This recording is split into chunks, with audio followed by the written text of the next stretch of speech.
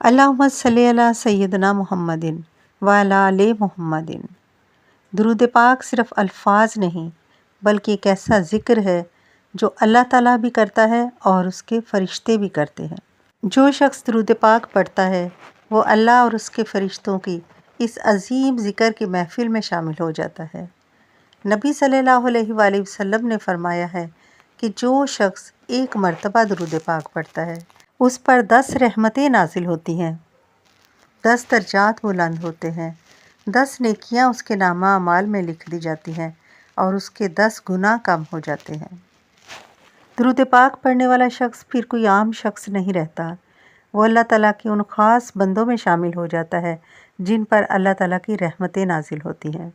اہل درود پر اللہ تعالیٰ 2 طرح سے رحمتیں نازل فرماتے ہیں، ظاہری رحمتیں اور باطنی رحمتیں۔ ظاہری رحمتوں میں اس شخص کی دنیاوی زندگی آسان ہو جاتی ہے، اس کا رزق وسیع کر دیا جاتا ہے، پریشانیوں سے نجات ملتی ہے، بیماریوں سے شفا ملتی ہے اور معاشرے میں اس کی عزت بڑھا دی جاتی ہے۔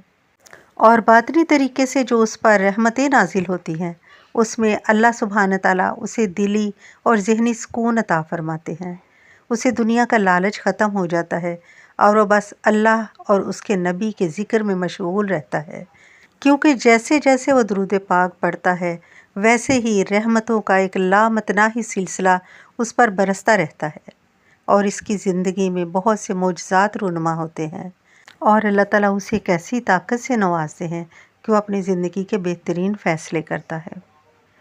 غرض ایسا شخص جو کہ درود پاک کو لازم پکڑ لیتا ہے، اللہ اور اس کے نبی صلی اللہ علیہ وآلہ وسلم کی قربت حاصل کر لیتا ہے۔ اللہ سبحانہ تعالیٰ کا فرمان ہے کہ اگر تم اپنی زندگی میں کچھ غلط کام کر بیٹھو یا گناہ کر بیٹھو تو میرے نبی کے در پر آؤ اور خوب درود پاک پڑھو۔ درود پاک ایک ایسا وسیلہ ہے جس سے ہم اللہ کے قریب ہو سکتے ہیں۔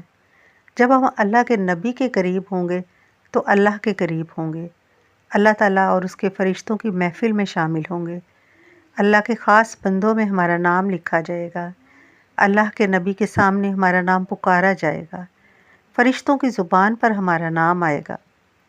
تو یہ خوبصورت تبدیلیاں، یہ معجزات بس ایک چھوٹے سے کلمے، ایک چھوٹے سے ذکر سے ہماری زندگی میں رونما ہو سکتی ہیں۔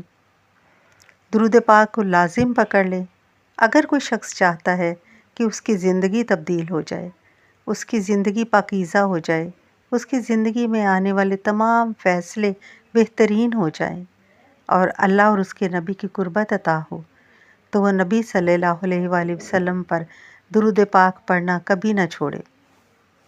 تو آئیے سب فرشتوں کی محفل میں شامل ہوتے ہیں اور مل کر درود پاک پڑھتے ہیں۔ اللہم صلی علی سیدنا محمد وعلی آل محمد کما صلیت علی ابراہیم وعلی آل ابراہیم انک حمید مجید۔ آمین یا رب العالمین۔